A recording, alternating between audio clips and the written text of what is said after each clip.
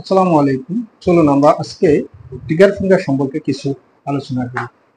আমাদের মাঝবয়সী যাদের ডায়াবেটিসে জড়িত, কিংবা রিউমাটয়েড আর্থ্রাইটিস রয়েছে, কিংবা গাউট বা ইউরিক অ্যাসিড বেশি, তাদের ক্ষেত্রে সাধারণত ট্রিগার ফিঙ্গার রোগটা হয়ে থাকে।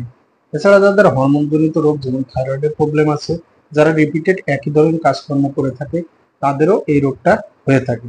এখন এই রোগটা আসলে কেমন?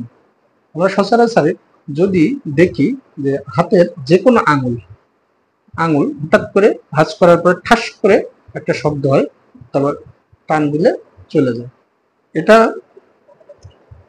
বৃদ্ধাঙ্গুলি হতে পারে, ইন্ডেক্স ফিঙ্গারে হতে পারে, মিডল ফিঙ্গারে হতে পারে, রিং ফিঙ্গারে হতে পারে, এমনকি লিটল ফিঙ্গারে হতে পারে। তো মোস্ট কমন মিডল ফিঙ্গারে হয়ে থাকে। সাধারণত আঙুল এভাবে ভাঁজ করলে এভাবে হয়ে যায়, টান দিলে ঠাস করে বেরিয়ে আসে, এবং ব্যথাটা সাধারণত এই জায়গাটায় হয়ে থাকে।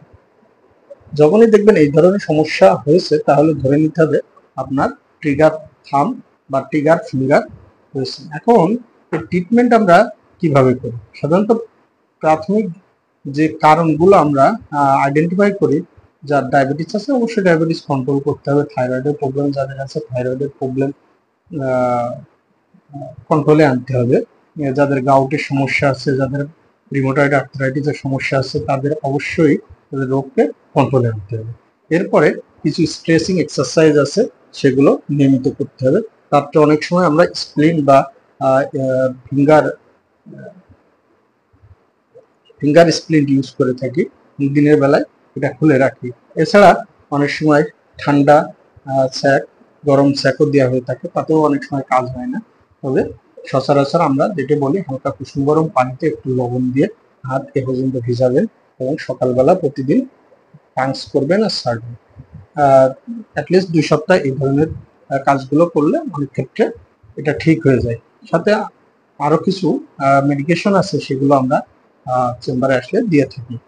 এতেও যদি কাজ না হয়, সাধারণত আমরা প্রথম যে কাজটা করে থাকি, যে আঙুলটার ট্রিগার ফিঙ্গার, সেই ট্রিগার ফিঙ্গারের গোড়ায় একটা স্টেরয়েড ইনজেকশন দিয়ে জায়গাটাকে ছাড়িয়ে দেওয়া হয়, তাতে ব্যথা অনেকাংশেই কমে যায়। অধিকাংশ ক্ষেত্রে 100 জনের ভিতর প্রায় 60 জনের উপরে স্টেরয়েড ইনজেকশন দিলে মোটামুটি রোগটা চলে যায়।